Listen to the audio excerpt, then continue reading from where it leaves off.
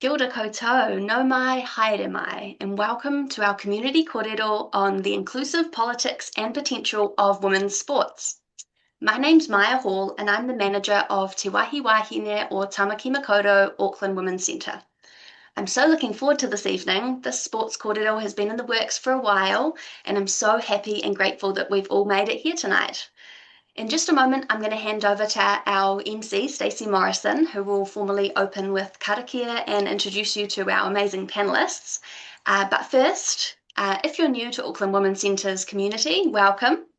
As well as kōrero events like this one, we also offer neighbourhood awhi, so that's low cost and free counselling, solo mum support, drop-in brief crisis appointments, as well as free creative classes and life skills workshops.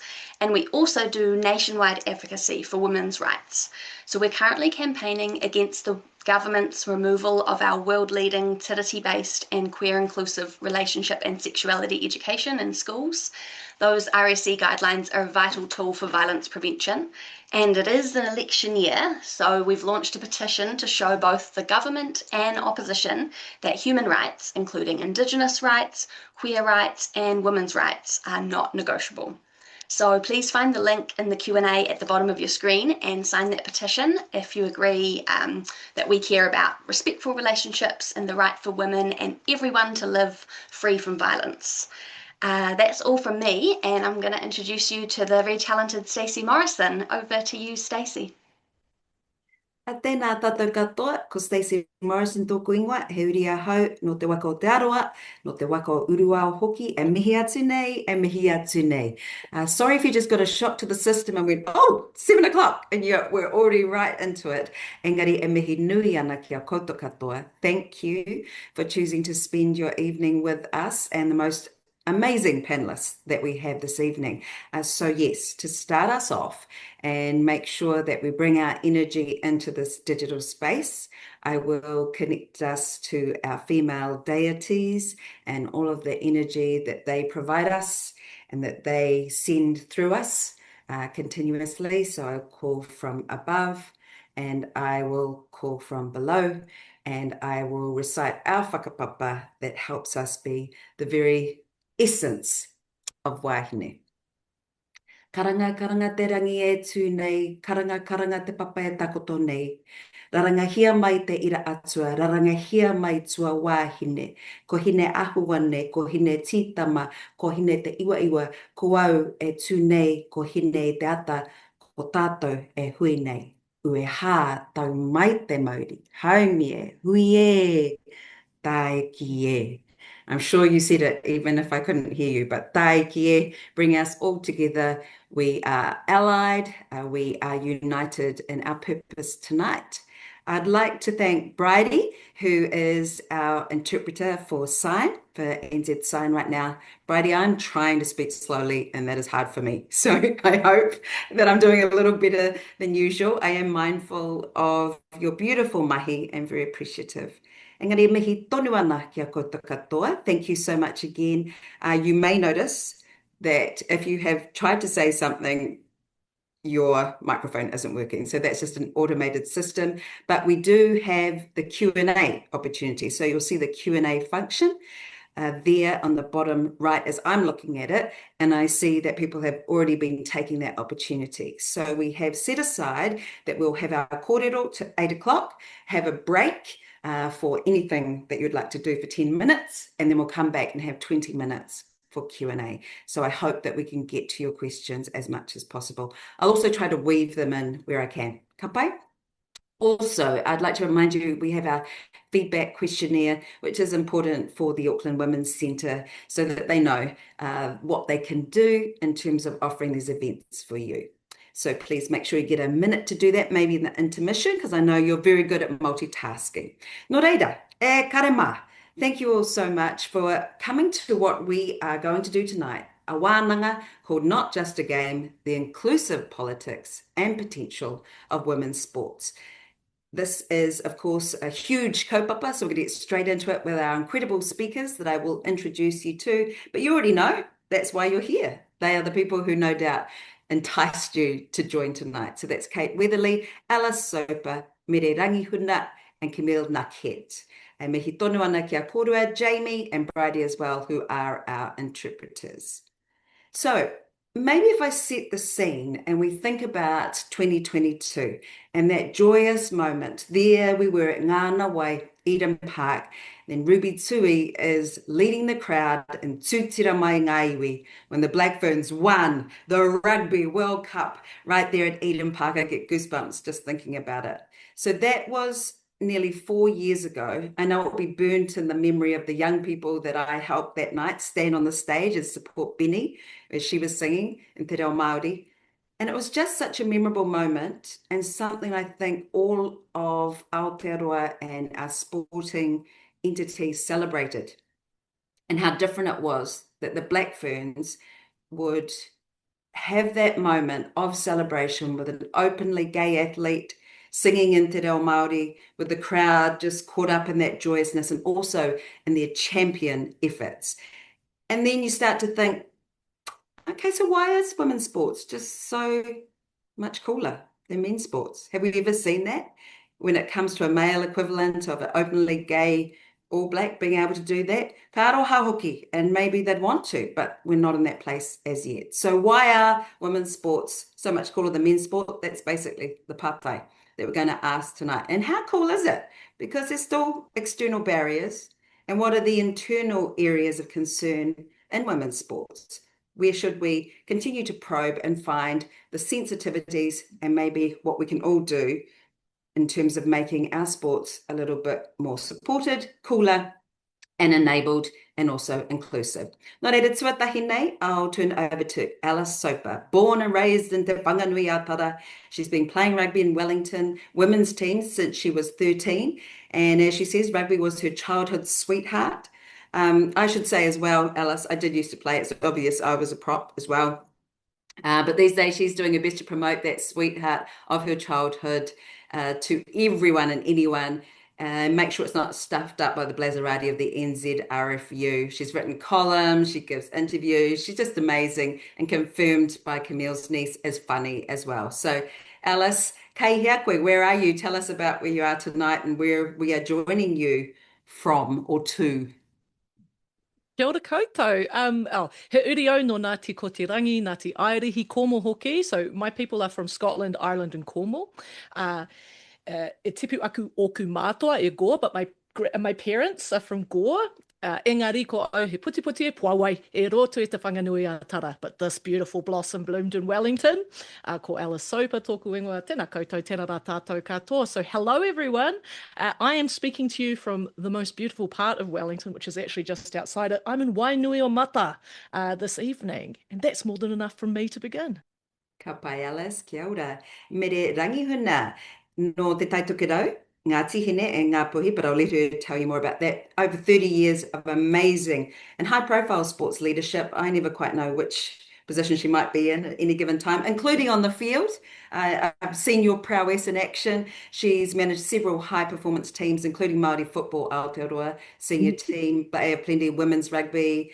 Oh, it goes on and on. But she has also experienced producing Tamaki Makoto's annual Iwi of Origin event, which I believe you founded as well. But Mere, you are in a very sort of public sport, health, messaging kind of looking office at the moment. Kei hea koe, where are you, Mere? Tēnā koe te rangatira, tēnā koe te whānau, kia ora, ko Mere Rangihuna tōku ingoa, no te tai tokerau, nui tonu. Although people might associate the Rangihuna name to the coast, I can assure you I'm from the north. My children are from the coast, and my husband, obviously. Kei tauranga moana e noho ana, kei tāmaki e mahi ana. So I live in Tauranga and I mahi in Tāmaki. I am at the AUT Millennium.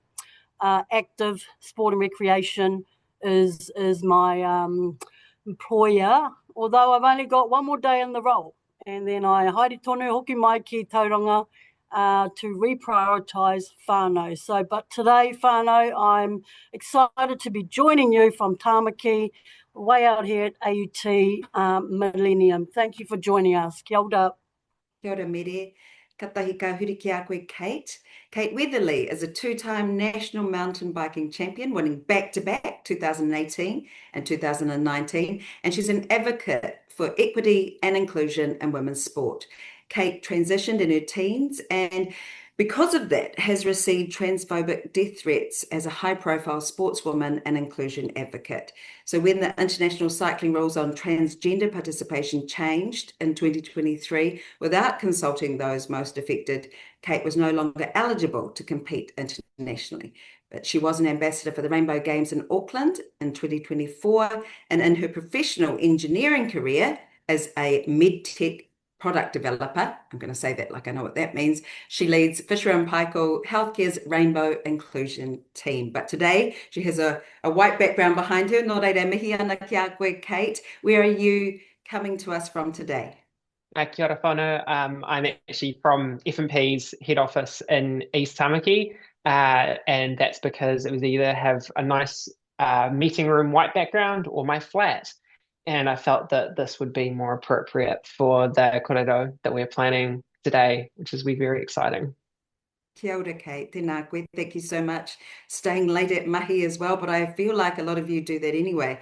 Nō reira, e mihi atu rei ki te rangatira Camille Naked. Originally from Trinidad and Tobago, Professor Camille Naked has a degree in chemistry, a doctorate of education, and a postgraduate certificate in emergency management. Now, she's carried out research with queer ethnic communities, Pasifika youth on family and community, migrant resettlement, and Māori and Pasifika educational achievement. And also very relevant to our discussion this evening, she's also called into question the silence around racism in women's sport, as well as researching what is basically a dearth of media coverage for ethnic women in sport. Nō reira, mihi nui ana ki a koe, Camille. Thank you so much for joining us. And where are you joining us from? Kia ora koutou, ngā mihi Stacey, ko Caribbean tuku moana, ko Trinidad and Tobago tuku whenua, ko Awherika, ko Kalinavu, tuku iwi, ko Waro, tuku hapu, ko Camille Naked tuku ingoa. I am in Tamaki mā Kōrero, Arumoand. Ka pai, tēnā koe. Thank you all again for joining us, and wonderful to do that thing that you do on Zoom to go, oh, where are they? So thank you for sharing some inside information. If we start off with things we're most proud of regarding the codes that you in particular are familiar with, can I ask each of you, Alice, what are you most proud of? I mean, we talked a little bit about the setting of the scene at the Rugby World Cup as an example, but what do you love about your sport and women in your sport? Oh goodness, Stacey, not a big question, to start with. How do I sum it down? I think it doesn't really matter what code you end up gravitating to. Everyone's going to say ultimately that it's going to be the same thing that will connect them to it. I think initially when you are drawn perhaps as an athlete, it's whatever freedom or click you have with that sport in terms of when you're playing it. It allows you to have that embodiment that you might not have had in another space before. So there's that like physical part of it, but I think ultimately what keeps you around regardless of the code is your community. And I know for me as a Pākehā New Zealander, just the exposure I have had to so many people that are not like me, whether that's here in Te Whanganui-a-Tara, whether that's around the rest of Aotearoa, or whether that's, when I got to go and play over in England, just getting to meet such a range of characters, and being proud to say that I got to play alongside some of them. That makes me feel very proud. But I think if I think about anything in particular, I think about the 1991 World Cup, the first one, the one that was organised by 4 women who mortgaged their houses, pulled that money together, sent out faxes, pulled a world tournament together. That's why I've got the logo from that original one on my arm. If I've got Can you put it even closer so we can see? Let's see if I can get that closer and I'll continue talking at you. Oh, there we go. So this was designed by the cousin of the comms woman. Her name is Alice Cooper, almost my name, who was the press. Yeah, who was lead press and one of the founding 4 that has recently then been inducted into the World Rugby Hall of Fame for their impact. But These women, no permission, did it anyway, kicked it all off. Our women raised $5,000 each to go and represent us. I'm still on the bandwagon that we need to get them back pay for that one. That's another whole thing to kick off on. But yeah, those first women that didn't ask anyone's permission, stepped out there, did something, actually claimed for the first time rugby as a truly national game for New Zealand. That's what makes me proud. Kia ora. And Mere, the thing is, all of those glass ceilings, they just seem to keep on being present, don't they? So what are you proud of in terms of some ceilings you've seen broken through with massive effort, particularly from wahine? Yeah, thanks, Stacey. Look, I've been really privileged to hold different spaces across our women's sport, in particular, mainstream, and I've made an intentional decision to give back to our Māori spaces. And that's the sort of lens that I want to bring to our kaupapa tonight e te whānau. And privileged to have been in, performance spaces. And for me, we say high performance, but we know, it doesn't get the resourcing and all of those things that we'll delve into deeper. But performance first is about attitudes and values. And our whānau and our wahine Māori, they show up. I really enjoyed seeing our Māori coaches across netball, for example. If I look at the ANZ competition and we look across the head coaches, he Māori, wahine Māori, something to be proud of. Like Stacey, we were intentional about ensuring that we rallied as many whānau to get to that World Cup for our wahine, and what a magic experience. And our kids and our nieces and our nephews, we're all there, and our male allies for women's sport, and like Stacey, we talk about that 4 years down the track, and are looking forward to that next gathering where we can show up for our wahine. As a Māori in these spaces, I'm proud of how our wahine Māori show up naturally, not as only athletes, but as cultural holders in our spaces, as strategists, kaitiaki of our team environment. Like the marae, as Māori, we bring all of these other elements and values, and don't separate that from our homes, from our marae to our sports settings. So I love that our Māori can show up first as Māori. And by doing that, we bring all of those natural leadership qualities that my mum had, my grandmother's got, and all of our ancestors. So, and we know that our spaces, when they're whānau friendly and they're safe and inclusive, that we champion for, that our Māori wahine show up. And it comes easy to us. People go, oh, it looks like you do this, you do that. It's actually, no, this is who we are, and we show up as that. So I love that I can show up in these spaces as Māori, and I love that our wahine, in whatever roles, that they stay strong around showing up as Māori first. He wahine and all the other stuff is a byproduct of what we bring to our spaces. So I've loved the opportunity to go across several codes and see that happening with our wahine, and it's something that I certainly champion. Kia ora. Kia ora te whānau.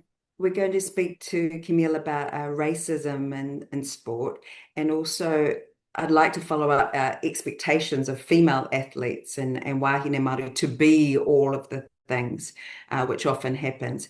And Kate, I'd like to give you an opportunity to talk a bit about your sport and what you're so proud of, and the female sporting codes you're involved with. Yeah, obviously mountain biking is a little bit different to a lot of other sports. It's not a team sport environment, I think. And as a result of that, we're really lucky that I was competing in downhill mountain biking, which is kind of the most extreme form of cycling that you get. We kind of, from basically the start, the World Cup was really built around men and women competing together on the same tracks on the same day. There's less people than you would need with the sort of number of teams you might have in some other forms of sport. And so we've kind of always been together in those environments. And as a result of that, things like prize money being equal, filming rights, all of those things have really been equal basically from the start. In mountain biking, there are obviously always room to improvement. The qualifying numbers are typically a little bit lower in the women's field. They let fewer through to finals, which is something that we could work on. But overall, it's as Alice kind of talked about, it's that culture which I think is so critical about sports and about particularly women's sports. It's so good because it's this environment where it doesn't really matter who you are, what background you're from, what part of the world you're from. Mountain biking is this incredibly international sport where you go to Rotorua and people are there from Europe, America, South America. It's everyone's kind of coming to these global hubs to sort of share in this experience together and really be in the outdoors. And I think that that comes through in the codes that we have in the sport to really make sure that there is space for people to have kind of meaningful professional competition. And I think that that's really, really powerful and something that we are doing really well, that not a lot of other areas of sport, and even not other areas of cycling. You see some of the challenges that road cycling have been through around like the trying to kind of take the Tour de France and apply that in the Tour de Femmes and how you handle funding for that. Mountain biking, we're really lucky that that's basically been built from the ground up in what we do. Yeah, what is this pay equity thing you speak of? I don't know her. I mean, it's we the pay's terrible anyway. It doesn't matter who you are. It's Oh, more right. it's rather than like Equally bad. bring the women up. It's more like everyone's down here.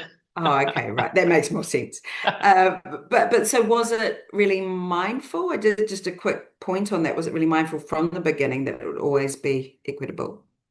I think it's kind of because mountain biking, like a lot of action sports, there's this interesting thing where they've kind of come from a place of unprofessionalism, which means the sport had a really developed base of participants before it moved into that professional environment. So rather than kind of going, we've got a boys' school that has a rugby Yeah, team, right. and that rugby team eventually becomes more and more professional, sort of in the way like you look at the NFL in America, where that came out of college sport is kind of how it evolved. Mountain biking, it was a bunch of grungy people in the bush riding their bikes down crazy things. And then eventually it sort of evolved into this professional sport. But what that meant was there was already a really healthy body of both men and women engaging in mountain biking really from the start. And so it kind of went without saying that although there did need to still be that drive to get that pay equity and to get, filming to be equal, I think, but also it's inherent to the sport that you're trying to, I guess, broadcast one day's worth of competition per World Cup as opposed to 10 different games over several weeks. It's quite kind of apples and oranges a little bit, which makes things sort of somewhat easier for us. Yeah, it's so interesting. I mean, the capitalism aspect of sport we can probably all speak to through the course of this time that is going fast already. But I just want to remind people that we do have the Q&A opportunity. You'll see the link down there because Camille, as our professor, thank you so much for giving us the opportunity to dive into a kaupapa that is not often spoken about, particularly on any given sort of bro panel that you'll see in sports TV. But you've written about the fact that in New Zealand society, and let's say Pākehā communities in particular, it's preferred not to know or consider the power that racism has in women's sport. And for everyone's understanding, Camille's latest paper looked into media reports of racism against Māori and Pacific and Black men in Aotearoa, and the absence of those articles in general on Māori and Pacific and Black women. And she asked the question, are we to believe that racism in women's sports does not exist when it exists everywhere else? Or are we being silent or ignorant of it? So Camille, can you speak to us on this piece of work and I guess how easy is it to summarize what you found? Oh, sorry, kei te ngu, I think we can't hear you, Camille. My I'm glad the apologies, I professor was did it muted. first. Yes, I was muted. Yeah, and I'm so disappointed, Stacey, that you didn't ask me about my sport and my I sporting will. prowess and ability, because I have a very sporting relationship with my sofa, and I'm very proud of that.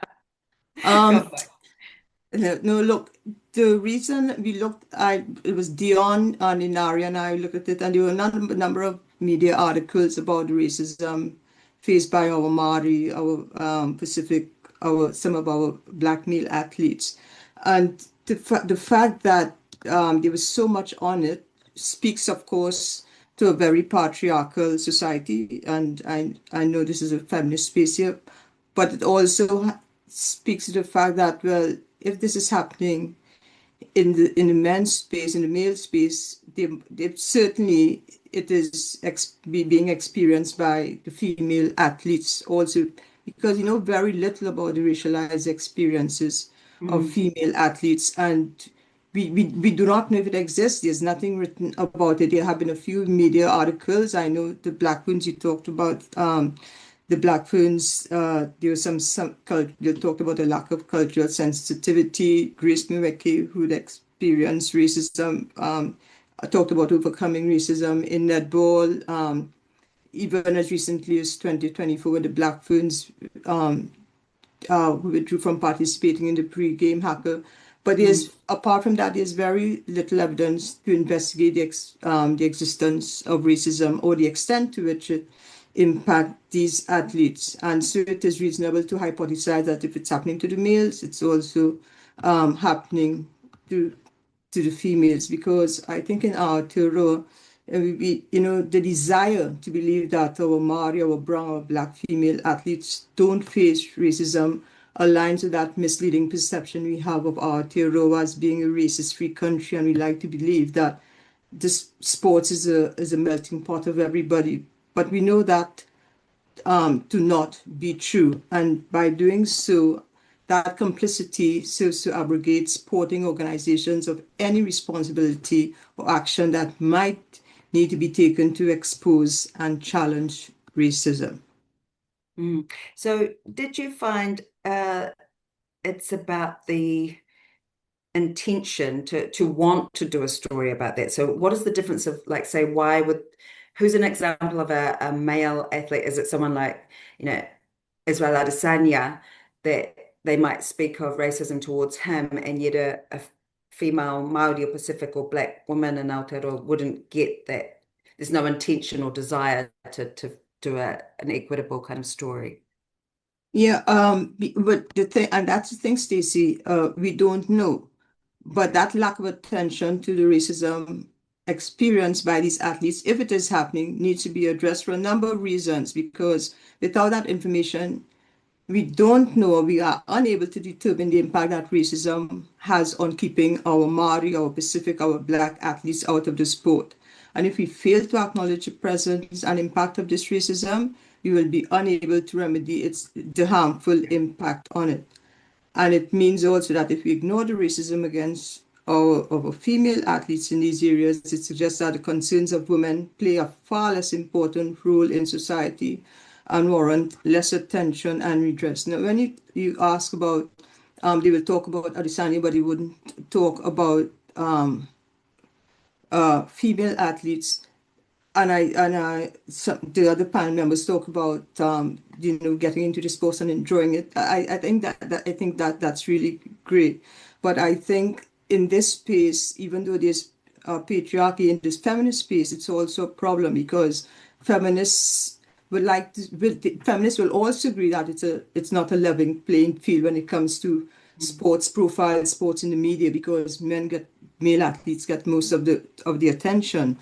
But there's a myth that persists that race and racism are not prevalent in sport, and we have the feminist preoccupation with gender ignores or minimizes race and cultural differences among women and the racism that can emerge in cross-racial interactions. So we want, from a feminist perspective, yes, we want to focus on that gender inequities, but if we do that, we ignore the fact that the racism and race, how much it plays a part in stopping and being a barrier to Maori, Pacific, and Black female athletes from participating in sports? Kia ora, yeah, well, like you say, we do. There is a myth, I guess, in Aotearoa, a difficulty in recognising racism in any space. I discovered that when making a TV show called I'm Not Racist But last year. You can look it up on TVNZ. But Mary, I want to bring this over to you. And what have you seen in the way of racism, how it plays out and impacts both on and off the field? Kia ora. Look, in my experience over different spaces and time, look, it can show up every day, interactions, not always in a big dramatic moment, but in those subtle patterns that you start to recognise over time. For example, on the field, we can see Māori players, our kohine, judge more harshly for things non-Māori athletes get away with. A Māori kohine shows up passionate and suddenly she's labelled aggressive, while someone else doing the same thing is called competitive, or a natural leader. I've seen our wahine Māori overlooked for leadership captaincy roles, not because they lack talent, but because there's an assumption about what leadership looks like. And it really reflects us, them. Off the field, it's more systemic. It's in the decisions made without Māori in the room, or when tikanga, reo, simple things like correct pronunciation are treated like optional extras. Look, it's in a way, uniform schedules, expectations are set up with no consideration of whānau responsibilities or cultural realities. You know, and for our sportswomen, it means constantly having to navigate environments where they feel they need to fit in rather than be who we are and who they are. When we talk about what a tiriti-based mana wahine sporting and authority could create, honestly, the picture is powerful. Imagine spaces where our Māori sportswomen don't have to negotiate their identity just to play, where Te Ao Māori isn't something they bring in from the side, but the foundation the system is built on. A place where wahine and kohine Māori leadership is normalised, not the exception. It's also a system where decision-making, they're genuinely the power share. You know, we see pathways designed to uplift Māori kohine from the start, not retrofit them later. Our sportswomen would have access to culturally grounded support, from hauora approaches to coaching that actually understands the realities of being Māori and being wahine. You know, most importantly, they'd be able to play, lead and excel without having to shrink any part of themselves. They could be strong, loud, strategic, emotional, analytical, fiercely competitive, you know, all of it, without being misread or racialised. That's what mana looks like when it's backed by systems that honour te tiriti. So for me, you know, it's our wahine Māori walk into any sporting environment and feel this place was built for me. And when we get tiriti-based mana wahine lead structures in place, that's exactly the kind of environment and ao we can create for our wahine to continue to thrive locally, regionally, nationally and internationally on the world stage. Tēnā koe, Mere. You got me feeling like I want to do some voting and some write a petition. But like you say, it can be a superpower. And I'm actually going to bring in a question from the Q&A from Jennifer. Don't apologize, Jennifer, for having lots of questions, because I think it's relevant to bring into Alice, you know, those double standards that everyone will relate to. Like, say, for the Black Ferns, when they don't win. And Jennifer's got an example of a male reporter just after that loss, wrote an appalling summary. She said, in my opinion, afterwards, and he suggested the NZRFU needed to pull funding because of the semi-final loss. And so I saw your reaction there, Alice. So when you're trying to offer an alternate voice, what more can be done, and what happens when you are trying to push against that, which is, you know, it can just be put out without any shock, that kind of article and response? I mean, firstly, I'd say I probably know exactly who that journo is, and he is my nemesis. There are a number. I collect them all. firstly, I guess I just want to like tautoko what's just been said, right? Which is that like that is something again, like myself as a Pākehā playing a sport that is predominantly not played by Pākehā. Like I have been in teams where I'm the only white girl in there, generally the only white forward, if not the only white girl in the team. And so that's a really interesting perspective. I remember the first time I went away with the team and I was the only white girl, and what an eye opener, right? But then I was like, oh, shoot, this must be how like other people feel all the time walking into these spaces that are, different for them. It's not that hard to have some empathy, you know what I mean? But I think that when I hear a lot of the kind of rhetoric go around, it's always wanting to change words so that we don't actually deal with things. Drives me nuts. I'm sitting here thinking, I've got a piece of work that's on my list at the moment, which is looping back around to the Black Ferns Environmental Review that was triggered by Te Kuranata Arangamate's complaint of racism, amongst a bunch of things, and the lead up to that 2022 Rugby World Cup. And there's a piece of work on there for me because while that was there was 26 recommendations that came out of that. That was only 4 years ago. We've already seen this backslide on elements of that. One of the key recommendations in response to that was the appointment of a cultural lead within that team. That person was Alan Bunting.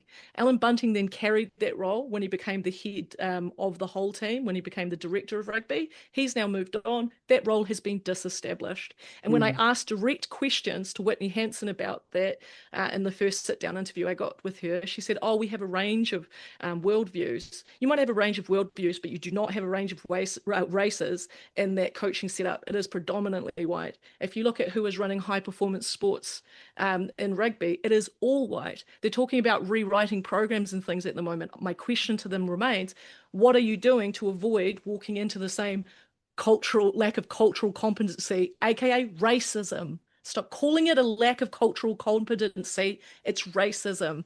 Yeah, okay, racism isn't always just, yelling a slur at someone. It is just a lack of understanding or a lack of curiosity often in order to make these, spaces fit for purpose. So those are kind of the things I see there. When I see it in terms of reporting, again, that was something that I was really conscious of when I first started speaking in this space, because I just yelled at my phone and put it on Twitter and then ended up being given a column, right? Like there was never a plan for me personally. I had a handy last name. That definitely helped. And surprising at times. You're yeah.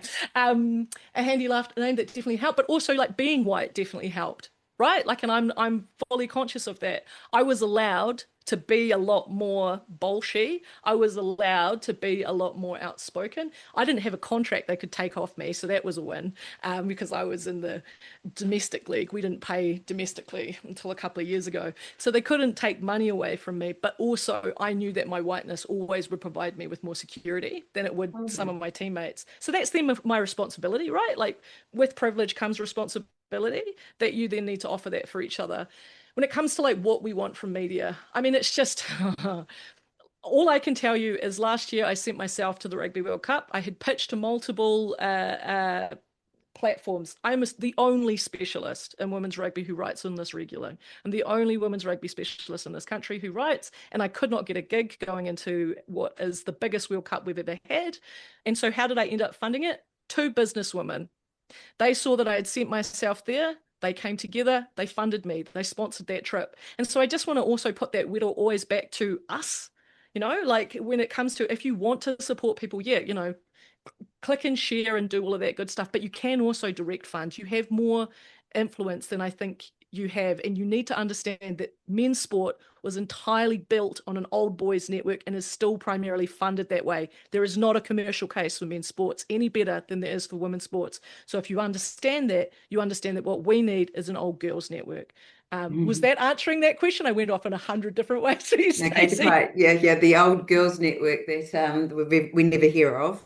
But that's great to hear that there are women like those that you just mentioned who will enable opportunities and see that that's necessary. I really appreciate you talking about feeling like a minority, which is not something that you'd necessarily felt a lot. And I guess, Kate, you can relate to going into a situation and go, oh, how is this for me? Could you perhaps share with us a bit about the process of being eligible for high performance women's sport as a trans athlete when you were entering women's mountain biking and how that was for you? Yeah, I think mountain biking, it's such an interesting environment because of this real lack of often a sense of being able to progress to a professional level at a grassroots level. It's sort of there's this culture of everyone turns up to a race and drinks a couple beers and has a good time. And that's at like a national level of competition. And sort of there are these few people who will filter out and manage to make it to a World Cup level. I think that's a really important piece of context because for me, when I was in my teens and I was going through the process of figuring out my gender identity, and realizing that I might be trans, and also pursuing this passion for mountain biking that I discovered, I never really had that hard a time. It was they were my friends, they were my community first. And so when I came out to people, it was this thing that I was really anxious about, and no one really cared. They kind of were like, oh, okay, that's a bit weird, sure, whatever. And then it wasn't a thing. And that was really powerful for me because as a young person, kind of going through this process of figuring out my gender identity, I was able to have these people to lean on who loved me and cared for me. And that has built up so much confidence that I've kind of been able to take through the rest of my life.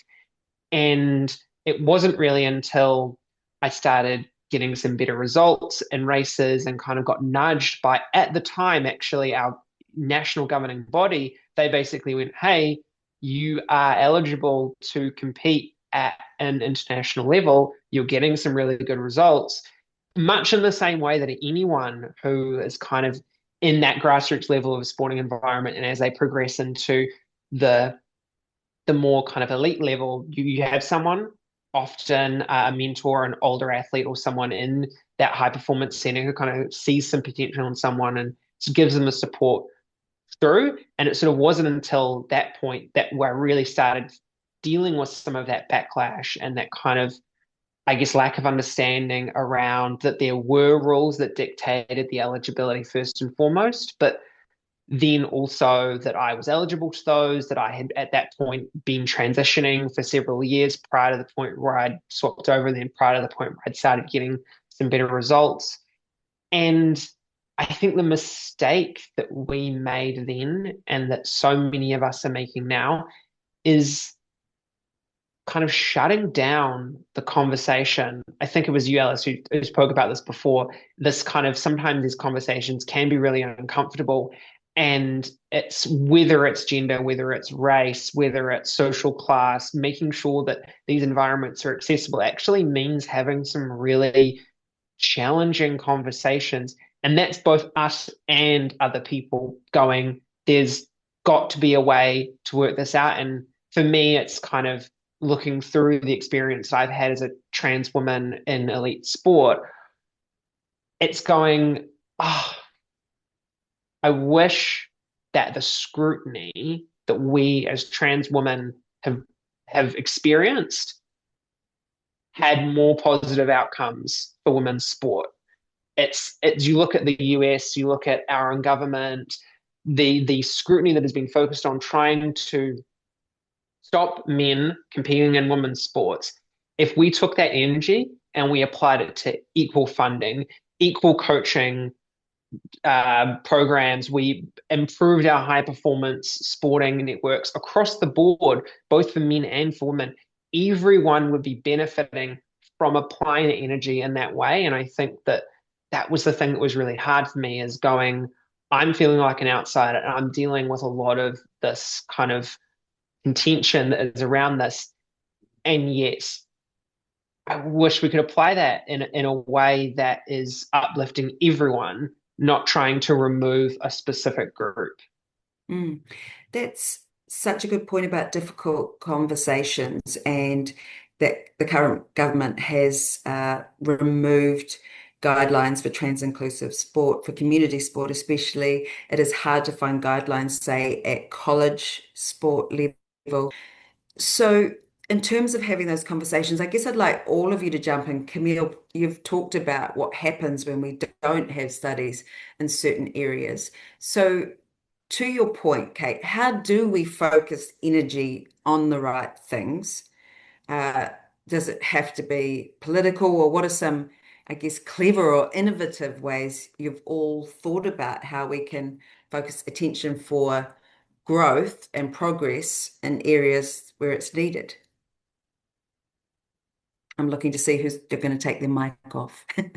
I can jump in. Yes.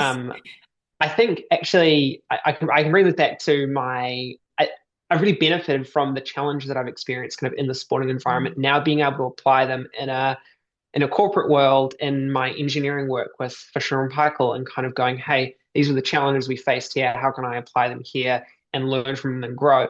And the big thing that I found was focusing on the areas that benefit everyone.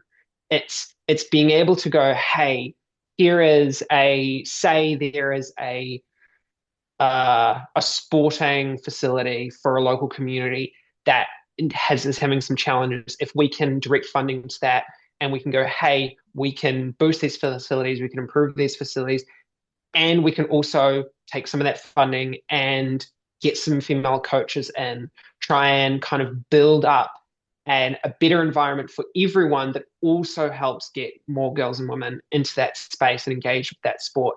In the corporate environment, that's going, how can we create policies that directly benefit our, rainbow and Takatapui employees, but then also is addressing bullying that all employees face. It's kind of trying to, like, for lack of a better term, kill two birds with one stone.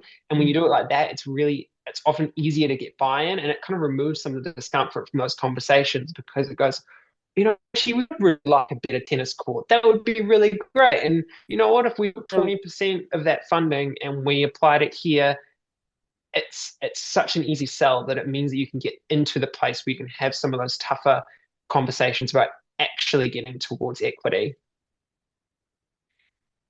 So, Camille, I see you're nodding your head as well. We do have a question around, I guess, where we, saying we need more research in women's space, and I guess how that can be a lever for advocacy. Yes, and I'll just going back to what Mary was saying, and how for Māori, they have to leave themselves outside and who they are outside off of the field. And I think and that's not fair, because we need to bring all of ourselves into the sporting arena, and in terms of having people there that represent the sporting bodies, because if Māori, Pacific, Black people aren't there, that's a whole wealth of different knowledges and experiences that we are not including. We are only including a very small mindset in this, and we can't expect to grow sport that way.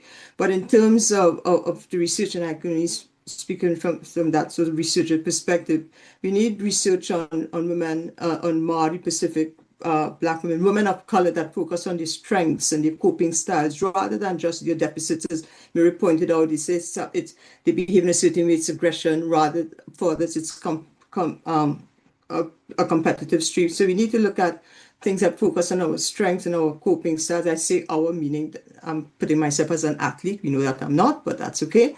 And we also need to study the intersections of race, class, of gender from a holistic perspective, not just looking at each of this, because for a lot, particularly for Pākehā women, they see gender as though they're determining factor in their identity, but that is not so for Indigenous Māori people of color.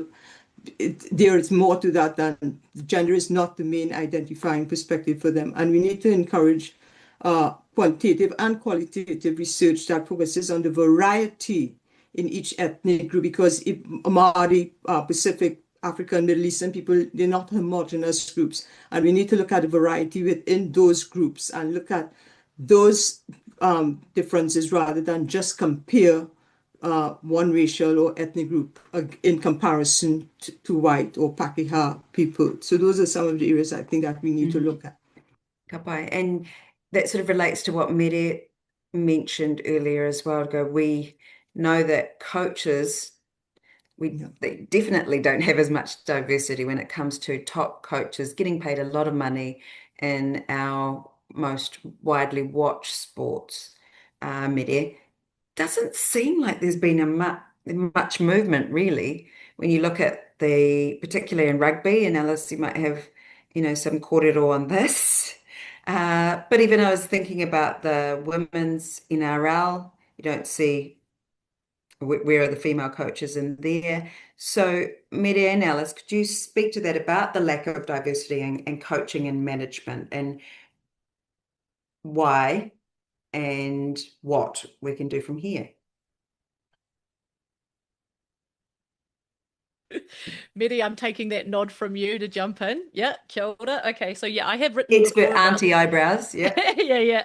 I have written before about the grass ceiling, as I like to describe it, which is particularly something, again, Camille will be all too aware that as sports have progressed and have become more professionalized, actually more women have been pushed out of coaching roles too.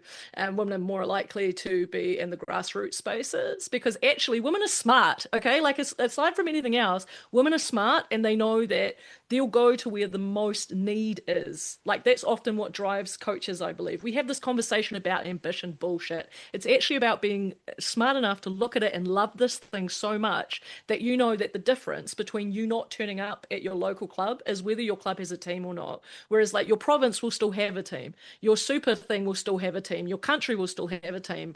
They'll recruit one and pay one, right? But like we know that we're the glue that often holds the grassroots together. So there's like a whole element of that. There's the other whole like systemic stuff, right? We are retrofitting a bunch of these organizations to be suitable for anyone that isn't a cis white straight dude. Okay, so like with that, there are all types of things around both push and pull methods of recruitment that are needed. I am forever and a day an advocate of quotas. People hate them because they fucking work. There you go. Throw this first swear out of today. So they work. We didn't have any bloody women around the table. The government came in, said, you've got to have 40%. Oh, what a surprise. We finally get there. Right? Initially, before that, they go, oh, there's not enough people qualified, da, da, da, da. You could be doing this in terms of quotas and all types of things. Quotas are an example of a push metric too, right? Because we've pushed it out there. We've said we're holding this space now so that actually there is a pathway, there is a place for you to come and take a seat. What you always find with this is when you set up these quotas, the people that come in are fucking awesome and they come in and they smash it and they add a whole bunch of value. With all of this stuff though too, right? Like if we're talking about systemic change and how do you approach that, it's just like anything. We're going to talk politics. I know you have that on a list. My other whole life team is in politics. Full disclosure, right now I'm Tamitha Paul's campaign manager. That's one of my other jobs. Okay, so sports and politics absolutely mix for me. They are intentional because I've seen them mix the whole time I've been involved in this space. And so with that understanding, we know that if we want to move things in any type of way, look back to other political movements. What do you need? You need both the radicals and you need the diplomats in order to make something happen. If you think about the suffragette movement, right? You had both suffragists and suffragettes who needed to work together. You had a woman that was willing to throw herself in front of a horse to make a point, and then you had a woman who was willing to go around and have a bunch of cup of teas and sign some, petitions. You need both. And I think the problem is that we often think, oh, we got to have one. You need both and you need it to be coordinated, organizing. That's the other piece that's missing on this, right? If I know, okay, Medi's there, she's in this space, I can then make a bunch of noise to twist her rubber arm on issues I know we're in alignment with. So it's also like being smart around that, seeding when we've got key moments, key marquee events. Right now we have a key moment in November, which is this election. We had women's sports be bastardized during the last election. It was taken and it was misused by bad faith actors, and we've seen the repercussions of that, which has led to the exclusion now of trans people, but also they don't even do transphobia properly because they also cut out your friendly neighborhood gays at the same time. So they, Winston Peters doesn't know how to do culture wars properly, thankfully for us. So there's still room for us to be able to turn the wheel on that. But yeah, ultimately with all of that, the more we can coordinate, the more we can build our base so that then we can take the fight to other people. I just think we spend so much time trying to go straight to reaching across to other folks, and we don't do enough time trying to rally us. There are so many more of us. We have so much more power always, whether that's within our clubs, whether that's within our communities, whether that's even just within what we put on the bloody tally. We have so much more power than we like to flex. And I think that's the first thing we need to do is understand that we actually do have a vote in this conversation.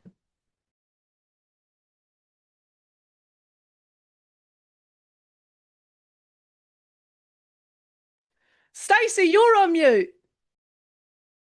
Oh, that's a shame because I was saying quite good things for a change. But like I was saying then, in terms of the elements that you always have in that picture, there's also the Māori woman in the background who gets hardly any coverage, as in Mere Te Kai Manga Kahia in terms of our suffrage vote as well. So Mere, to that point, you have so many things to work on simultaneously. And then for a lot of our female athletes, they're just really good at doing the do.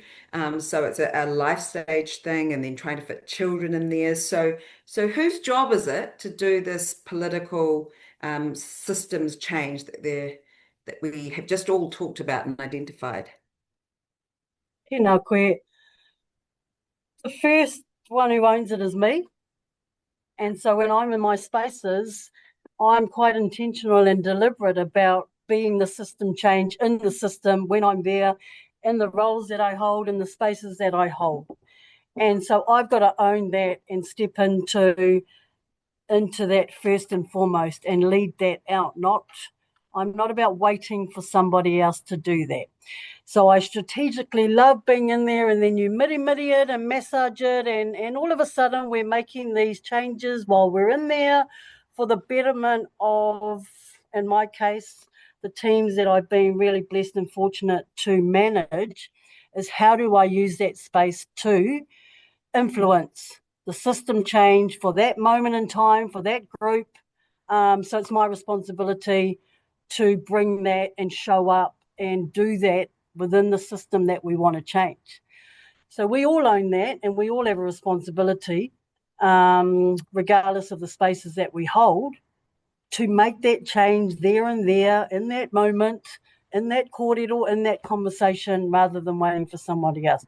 That's how I operate. And to Stacey's point, when we have our wahine that are turning up and have to bring their whole selves, and we've got to welcome that, and we have to work around that, although our professional systems and environments don't often cater for that. That's it. When we show up as wahine, we know that those are all the things that we have to do. And so it's not trying to think, how do we make that fit? It's actually, this is the way I roll, this is the way I operate, and I just do that anyway. So yeah, for me, it's doing what you can now when you're in there, and you have the responsibility first and foremost. If we can encourage and bring whānau and wahine along with us, and we broaden that and strengthen the voice and the doing there, we can make a difference, even if it is for that campaign, for that training session, for whatever. And we can be the influencers, because many of our old systems just haven't caught up yet. But if we continue to wait and don't do anything while we're there then and now, we're still going to be waiting. So take control of what we can control when we're in the system and we're there, rather than waiting. I think we all have a responsibility. Kia ora.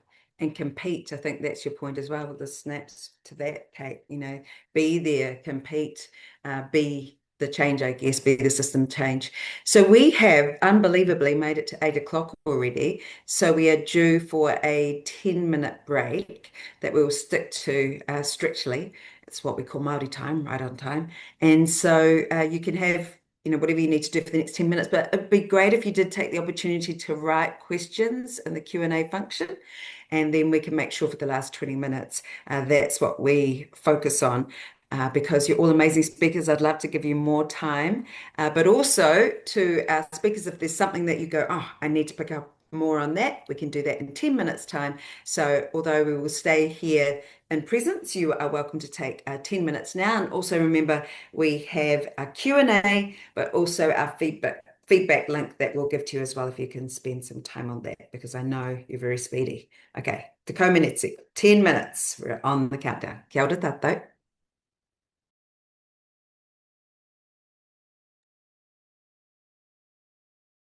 and see the questions pouring in.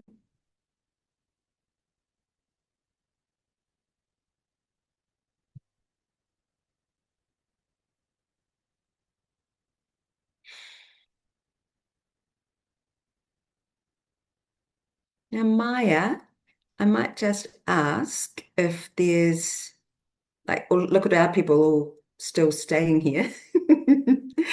Everyone has amazing bladders, so no one's taken off, or maybe they just have their supplies with them.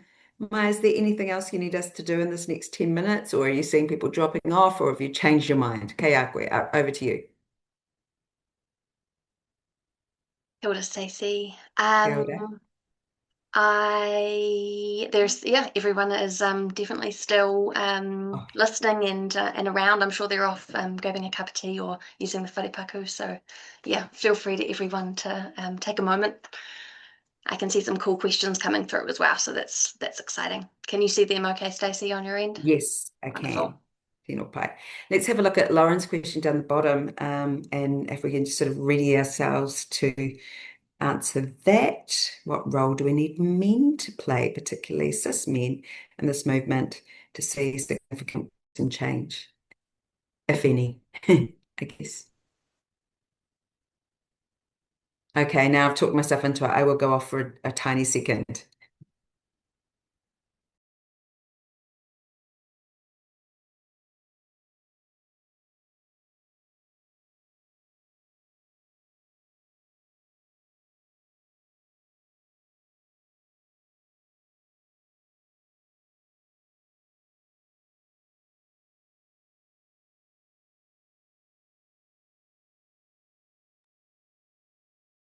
And I just have a quick gossip here. How good's the women's sevens?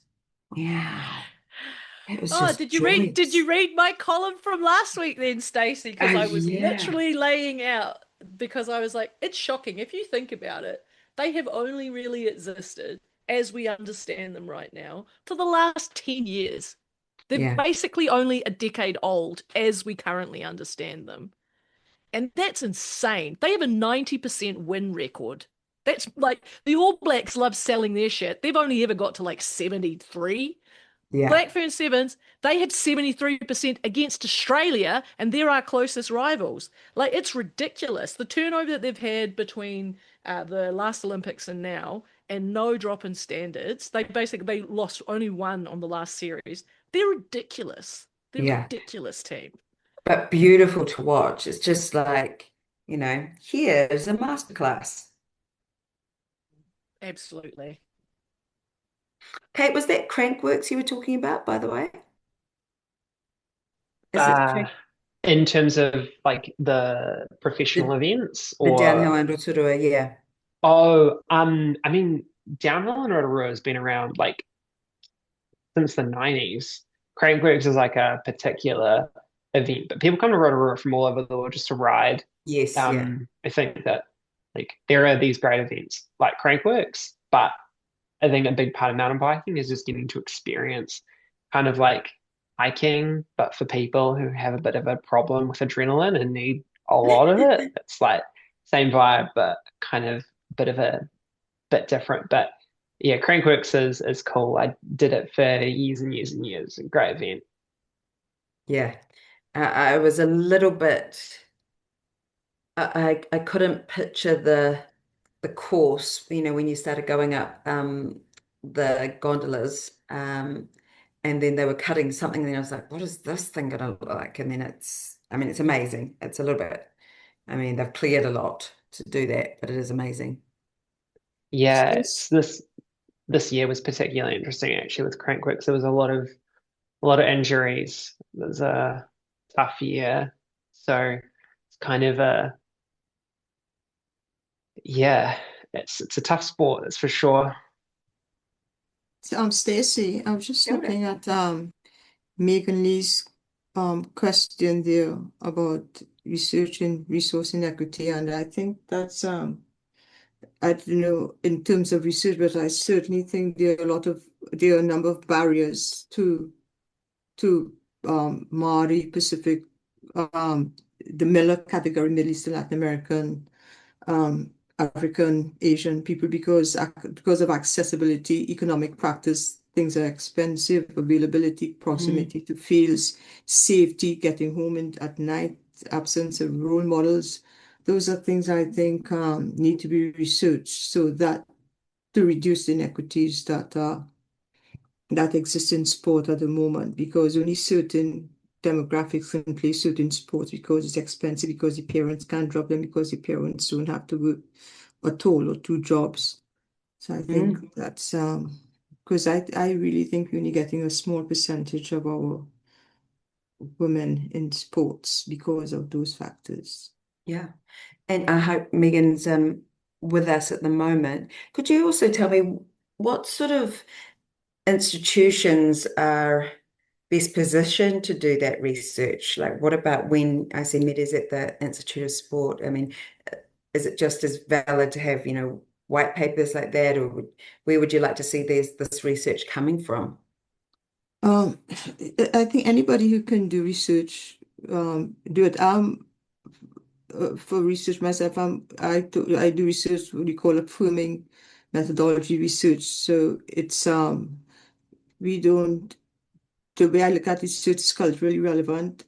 I don't consider Eurocentric Western perspectives in doing research. I do it from a culturally grounded research. Anybody from that corpus can do it. It's not so much that when we do research is what's done with the research. And for this to happen, it is going to require input and resources. And I think that is something that most governments are prepared to do, especially with populations they think aren't their voting bloc.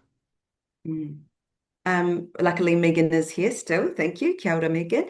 And Rachel sort of followed on from that as well. I am mindful of time and I'll wait for Meda to come back, but I think it's a good opportunity to jump in because Rachel said, how do you think? Now she did say non-athletes, but I'm not saying you're not an athlete, but maybe people who feel like their competitive arena is the couch. How can we support women's sport if they're not so much athletes or maybe even fans who are paying to go? I am always there.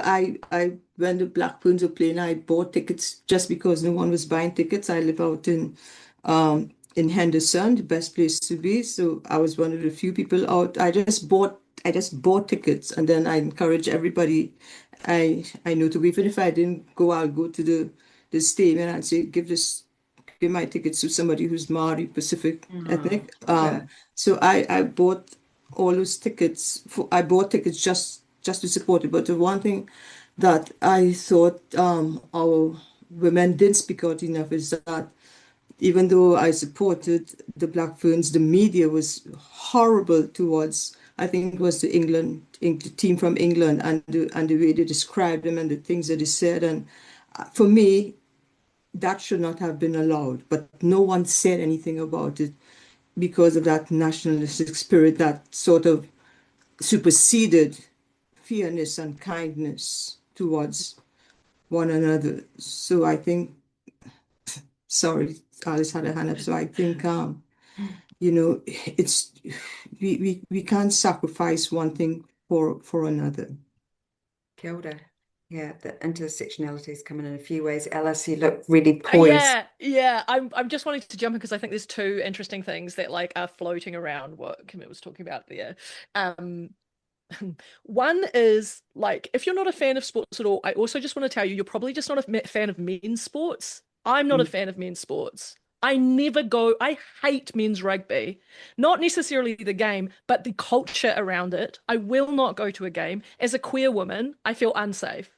As a queer woman, I won't invite my other queer friends there because I know we're going to get shit from the crowd. I know that if I'm there with my partner, we are going to get shit.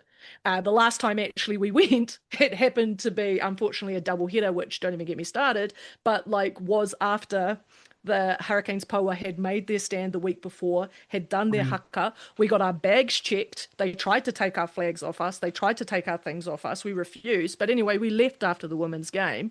And because we were walking down the concourse with our flag, with our hand in hand, we got sledged by everyone in there. So I just want to say, like, there is another whole part of like women in sport, which is actually like women being welcomed into sport spaces. And so I just want to say, if you don't feel like you've been welcomed as a fan in those spaces, you're not wrong. Like, a lot of it is the worst, most horrible, toxic version of masculinity. And this is that whole wider conversation that's attached to this all too, right? Which is like more inclusive design. I hear this said often in context of like, what's good for Māori is good for everyone. This is true in terms of like basically every type of design. If we start to open it out to more people, it will be more beneficial to other people. That horrible, toxic misogyny, like, macho-ness that has existed around rugby is why rugby's dying in the men's space. People don't want to be a part of it. It's not nice. It's not a fun experience. So like they're having to shed that kind of culture off really quickly. So there's one piece that's there. And so I just want to say, please give your like another chance. Have a look at women's sports, like whatever sport that might have piqued your interest at some point. Chances are there's a women's team that plays that. It'll be really fun. Like I've knew nothing about basketball and before the Tauihi League started, and we're seasoned members of the Tokomanua Queens, and we love going along. It's such a cool environment. It's something completely different. So I just, if you're not a fan, you're just not a fan yet.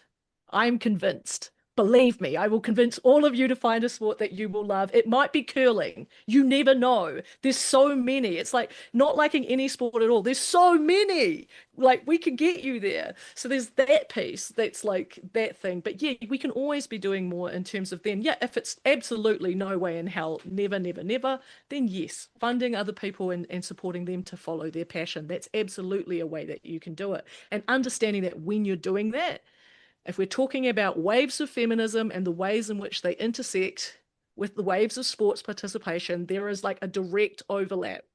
So we need to understand too that like there are different tools in terms of pushing various political agendas. We see it all the time in the right at the moment, repurposing women's sports for their own bigotry. We actually can be taking the power of what that empowerment of women's bodies are as well and be using that for our purposes. So understanding that while it might not be for you an entertainment act, it could be a political act to get involved in sports. But yeah. Well, Philippa asked a question along those lines. If the origins of women's sport are in protest, what does modern protest look like in Aotearoa today? And Alice, you sort of talked about the flags and you talked about haka. What else do we see in terms of protest to any of you? I really want to see organising in terms of pay, because we've just seen the most beautiful example of this out of the WNBA over in the US. What the collective bargaining agreement that they've just got across over the line over there is landmark in a whole bunch of different regards. They built in so many interesting caveats into that piece. There's a consideration for housing for the lower paid players. There is a back payment for legacy players that are no longer in the league, but who, sacrificed and built that league into the fact that it's making money now. They've organised a payout within that agreement for those women. That there are so many different things around, not just the top level wage, which is great for them right now, because obviously there's been an uptick in attention and audience, but also just like actually future proofing that, the profit share, that all these type of things. I look at it's no mistake right now, our Black Ferns are about to be outpaid by the NRLW next year, like a base level Black Fern will be. And that's because I don't know what the hell the Rugby Players Association is doing. They are not a union. They pretend to be one, but they don't operate like one because they're never willing to go on strike. So I would love to see more of our people understand that they have value attached to that and look at organising themselves like actual unions if we're entering in these actual collective bargaining agreements, and really start to push this differently, because there's all types of money attached now in terms of sponsorship, in terms of broadcast, that NZR and the like will be on the hook for. And so you have more power than you think as athletes. So if we can get them together to start organising more effectively in those collective bargaining agreements, that's why the NRL are ahead from us. That's why the AFLW are ahead from us.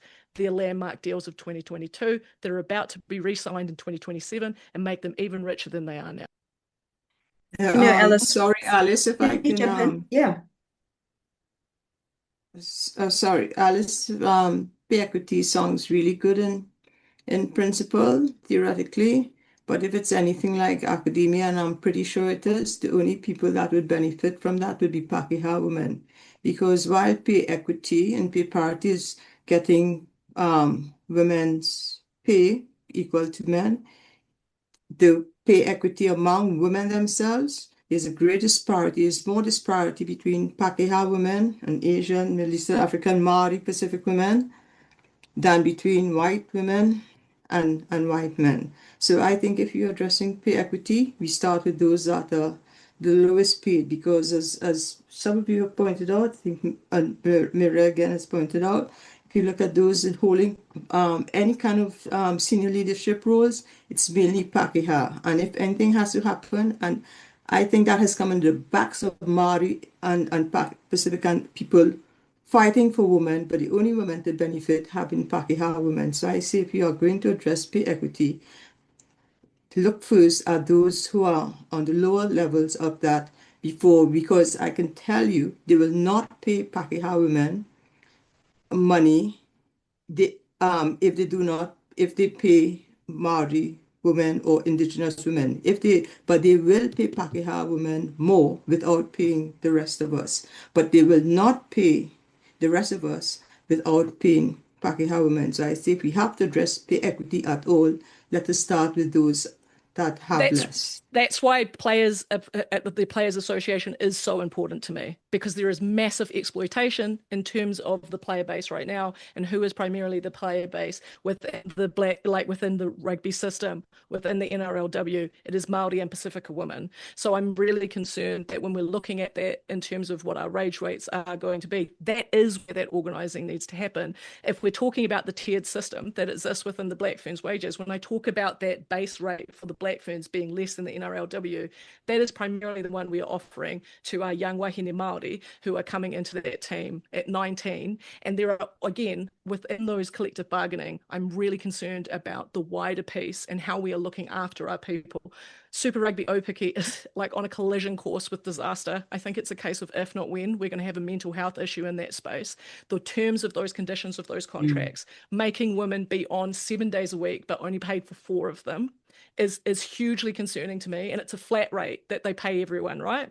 And so it's like there is, again, opportunity for us to be getting that group of women, because if all 200, how many have we got? 120. There's 120 Super Rugby Opiki players. If all 120 of those came together and like, we're not playing this, they grind that whole machine to a halt.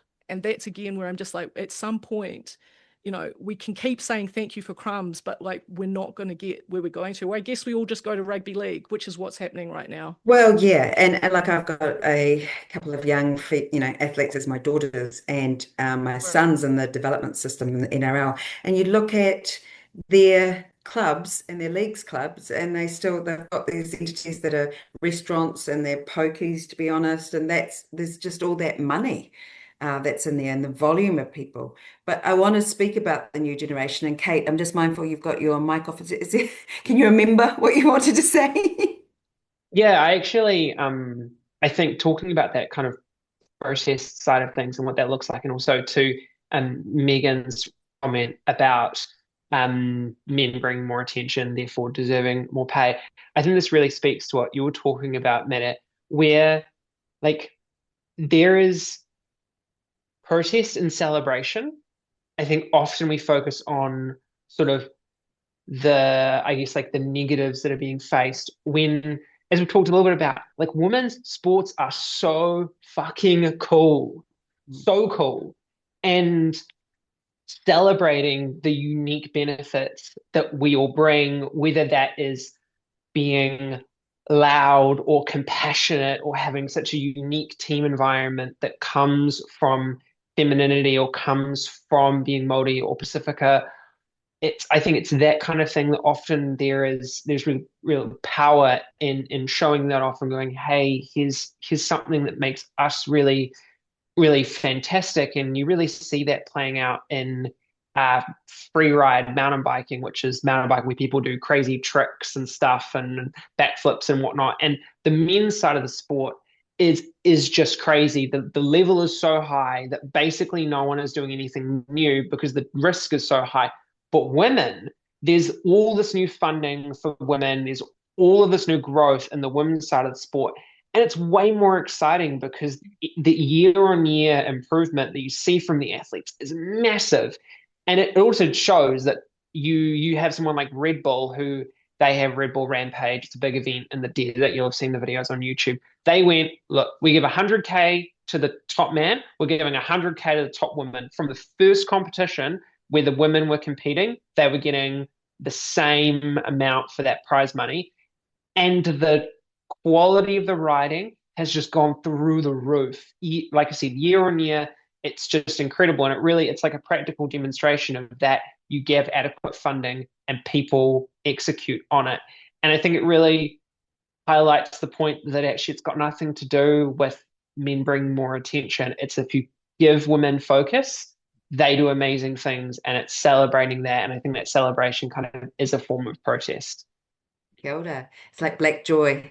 Tēnā koe, thank you. And Mary, I want to ask you to answer Hayley's question. What are you seeing in the next generation of women coming through to adult competition in terms of their confidence in being their whole selves in sport? Yeah, our Māori rangatahi in particular, I think, here's their world, Te Ao Māori. It's awesome, and this is what they see, and they're showing up as that, and it's really strong and it's evident. And so from that, kaupapa Māori space, our wahine showing up as that's going to trickle through, because they are, it's not even confident, this is us. And that's really exciting to see. My daughter's 21, and, I love that they are able to show up as they are, and this is the world that they know is here. And by crikey, we got to get on board and catch up with them, because they're not going to wait for us, and it's up to us to actually get them behind and rally. And to this point around media and equity and stuff like that, it's the visibility that has been undervalued. Well, there's lots of inequities, but wahine maha, we got to show up first and get behind our wahine sport and our kohine. And so again, I'm always of the thing that I'm not waiting for somebody else to do it. Mere, get there. Don't tell somebody else to come along. Where are you? How am I showing up? So wahine maha, we know the product is great. We know it's awesome. And we know that our wahine rangatahi, they're bringing so much more now that's really, really exciting. And it is to be celebrated, to your point, Kate. And yes, we've got the good fight happening over there, but, when we get these wins and we show up, we need to sing it out loud. We need to celebrate it. And we really need to ensure that we take the first step and we own showing up for our own whānau, for our own wahine and kohine first, and then we bring our husbands and our sons and our nephews and everybody else along with us. But again, we've got to own it and show up first and not wait for somebody else to do it for us. Bye. I want to get to Philippa's question, who says, I'm interested in investment equity. We need to mobilise women investing in women, as you mentioned, Alice, and fund mechanisms that recognise women's sport as a high growth opportunity. I feel New Zealand is slipping behind this opportunity. When women invest in the success of other women, we amplify the power of women, and they thrive. I mean, it's a hard environment right now. Money is not exactly falling out of trees right now, Alice, but to your point around investment and how you've experienced it with women who are just innovators and wanted to do that, where is their opportunity? What can we get excited about and joyous and go new gen and we're going to do it better, and we're going to be realistic about who we're ensuring equity for? So just just a couple of things. Could you bring them all together? Thanks. Sure, yeah. I mean, look, I think there's all the stats that you could give folks around like this return on sponsorship dollars that are attached to backing women's sports over men's, and all of the brand loyalty and stuff that comes out of it. So like basically if you're in a company that's deciding where to put your money, it only makes sense to put it in women's sports right now. Like the return on all of those things have been proven time and time again. They're hitting all the metrics that you need, right? So that's the the corporate money, right? When it comes to like the individual funding, again, I think that there's more to be said for like going all in on one person. You know, like, look, one person, you're like, one person can't change maybe the world, but you can change the world around you initially, right? And that there are, I'm thinking, you know, when we did this in a local club team, right? I coached a women's team here in my community for a couple of years, and just basic things around how we ran our fundraisers, that we then also had like a pool of money that were available so that, you know, there's going to be players that can't pay fees, whatever, they're paid. That's not ever going to be a part that's going to be a part of the conversation, that there's always just going to be that removed for us. So there's going to be a local team and your community that you can put that money into that will keep a girl in sport. Again, we know all of the metrics in terms of that 12-year-old drop off. We know again that other drop off that happens in the mid-teens. Some of that stuff is also around financial implications. If you think that someone is a fantastic talent in your area and you've seen them and you've cheered them on, buy them boots. You know, help them, driving them to the games at the moment, for goodness sake, how expensive petrol is. Those type of like very practical, realistic. Like, I think sometimes we think it has to be big and huge, but like I say, that donation to me changed my equations in terms of what I was able to do and getting over there. Don't underestimate how much that change of equation is going to be. If it is just paying someone's fees, not making a fuss out of it, but like making that donation to be like, this is to cover all the under 21s that might turn up for this club, you know? Not to mention if it's a young person, like how much of an impact that's going to have on like their confidence, their buy-in, Yes. and they're going to be like, oh my Yes. God, like this one random neighbor like believed in me, and they believe in Yeah. themselves, and then they lead the way for others. Yeah. tātou. So just, you know, find that person in your community. And again, it doesn't have to be a little girl, can be an old girl too. Who's just the one that's like holding it down and is managing that team and has managed it for 20 fucking years. We all know her. Auntie said that at the club. Buy her a fucking massage, please. She needs a weight off those shoulders. I am a co-manager in a couple of teams, and clearly the weakest link, because there was koha bought for the other manager last year, but not me, and I was fine with that. I was like, I'm just here to make sure you do your job. Just quickly, in the last minutes that we have left, I guess a joyous or just a really urgent feeling you have for what you'd love us to focus on in women's sport in, say, the next year. Kate, can I go to you? Be stoked, like be happy, celebrate. I think the opportunities that we have, the uniqueness that we all bring. I think that often in these discussions, whether it's sports, whether it's workplace inclusion, we get quite caught up in our identities. As a member of the rainbow community, I think we do that for sure. It's quite, kind of inherent to our lived experience, talking about identity. And actually, we're all different. We all have our backgrounds, our experiences. We're all kind of doing our best. And sport is such a wonderful place to bring people from all of those different backgrounds, all of those different lived experiences together, and to kind of share in this amazing thing. And I think that, yeah, just like celebrate and have fun. It's sport. Kick a ball, ride a bike, go for a run. Like, what's better than that? Yeah, enjoy your legs is one thing that I've heard this year as well. Kia ora, Camille, and some final thoughts for you? Yeah, I would say look around you if you're in a sport, see who's missing and bring them in, include them. Atawa, beautiful. Mere, no pressure, but that was great. Iti te kōrero nui te kupu, just in a few words, said a lot. We redesign the environment, not the athlete. Kia ora, I love it. The environment, not the athlete. And Alice, wow. And counting down in 5, 4. We own our power in this situation. So whatever it is you're doing right now, level it up.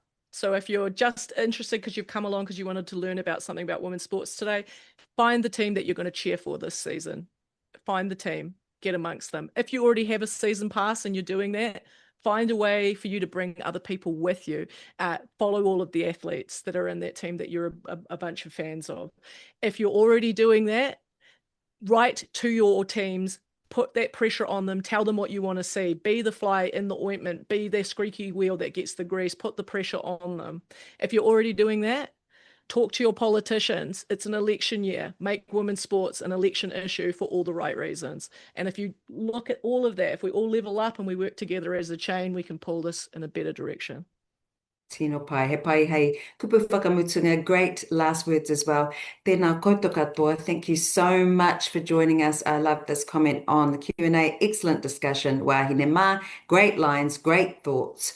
Thank you all so much. And I want to thank Bridie and Fiona. That must have been hard. I think we made that quite hard, but thank you so much.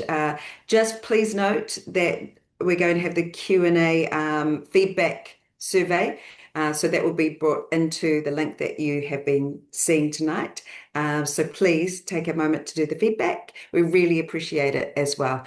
But we mostly appreciate that you take the time to be invested, to be interested, and to all of our amazing kai kōrero, e kore e pau ngā mihi kia koutou katoa. Endless thanks to you all. And I'll just close this up now because we opened up this opportunity and now we make sure we are free to now take our energy elsewhere, but knowing that we're being enriched by it all. Ka whakairia te tapu, kia wā te ai te ara, kia turuki whakatahai, kia turuki whakatahai, haumi e, hui e, tae ki e. Mauri ora kia tātou wahine mā. Thank you so much.